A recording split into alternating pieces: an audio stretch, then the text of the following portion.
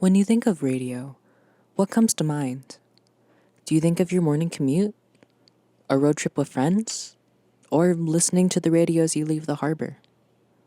Radio is present in so many of our lives, but when was the last time you thought about what goes on behind the scenes? Because I promise you, radio is so much more than some music and a dial. This is KCAW Sitka, station 104.7, broadcasting 24/7. KCAW got its start in 1982 and has been broadcasting ever since. KCAW serves 8 different communities: Angoon, Cake, Pelican, Yakutat, Elfin Cove, Port Alexander, Tenakee Springs, and of course, Sitka. KCAW provides entertainment as well as local, regional, state, national, and international news to more than 11,000 listeners. That's more than a stadium full of people. But most crucially, KCAW is responsible for broadcasting emergency alerts, amber alerts, and severe weather warnings. But beyond that, what does KCAW mean to its listeners? I interviewed KCAW staff, volunteers, and community members to find out. So my name's Ellen Chenoweth. I am a professor of marine biology. I'm Molly Kabler. I'm the Coast Alaska Executive Director. I'm Mariana Robertson. Mariana. I am the general manager at Raven Radio. My name is Catherine Rose, and I was the reporter at KCAW for 6.5 years, and I'm currently the news director. My name is Erin Fulton, and since I think it's December of 2018, I've worked as the Morning Edition news host. My name is Grace Brooks, and I'm a member of KCAW. I've been a former board member, and I had a show for 10 years.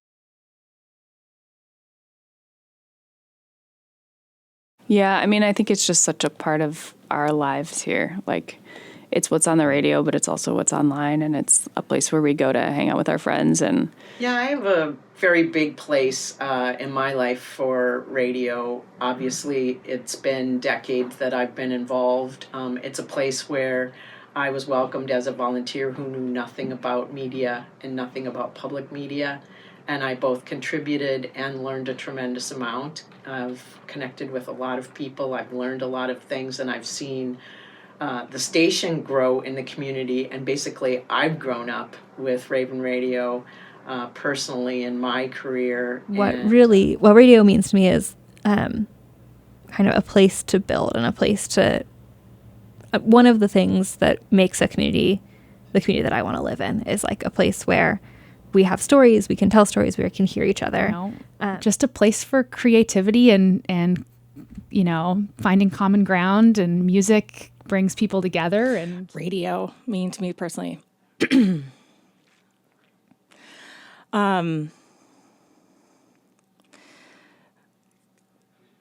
That I feel like radio is the easiest way to connect to people. Of going back to just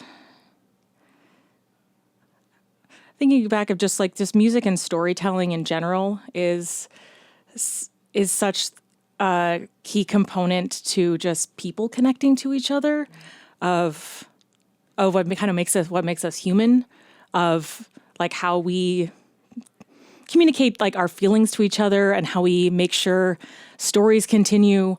And radio to me means access. I have access to the world around me. I have access to music, but it's my go-to place.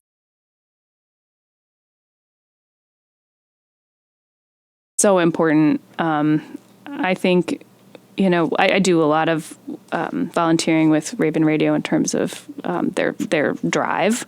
So when they're raising money, and their drive is like when I used to live other places, like the drive was kind of a drag because you would just you wouldn't get to hear the content that you normally get. It's just people asking for money.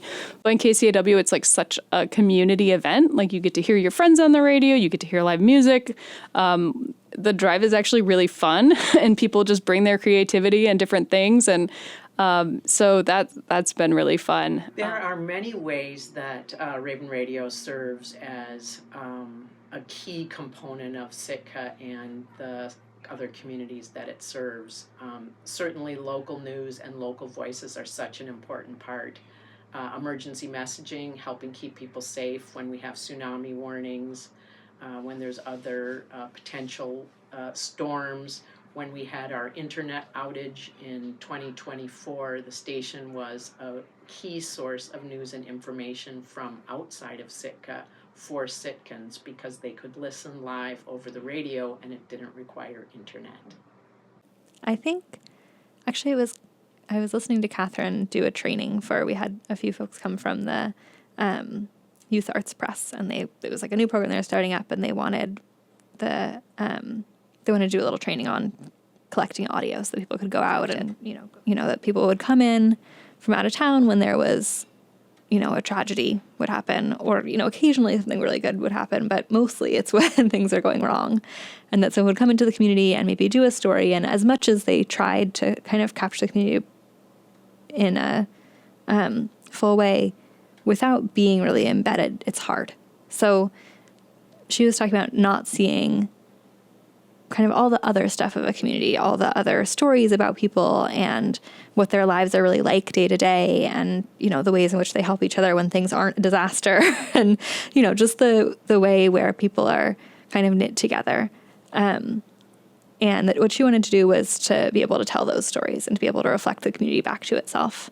And I think that's really what Raven tries to do, is be too many to name. I mean, the biggest function that we have as a community service is providing emergency coverage, in case of a tsunami warning or a landslide or any kind of like natural disaster, which I think we can't really deny they're becoming a bigger part of our lives. And in Sitka, we're very vulnerable on an island in the middle of the ocean, surrounded by mountains, to natural disasters. And I think that KCAW's biggest role is to be pretty resilient in informing the public if something like that happens, what to do, where to go, how to be safe, how to get resources, if it's a long situation potentially. We've already seen that our internet infrastructure is a little bit fragile.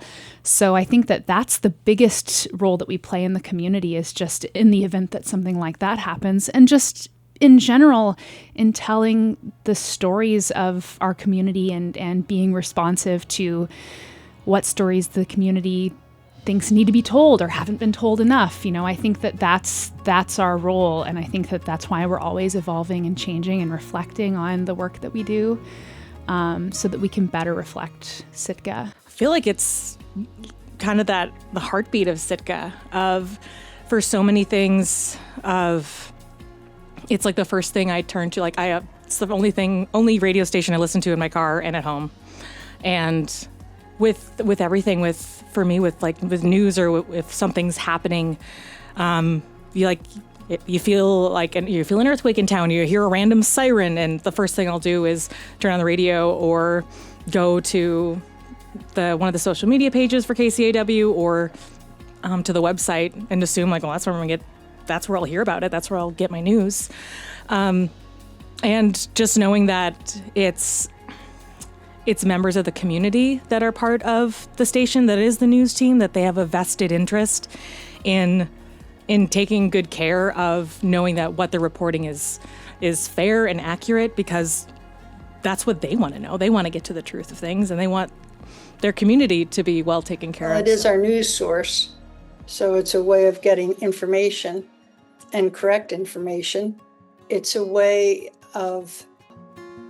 very active part of the community, kind of the hub of the community.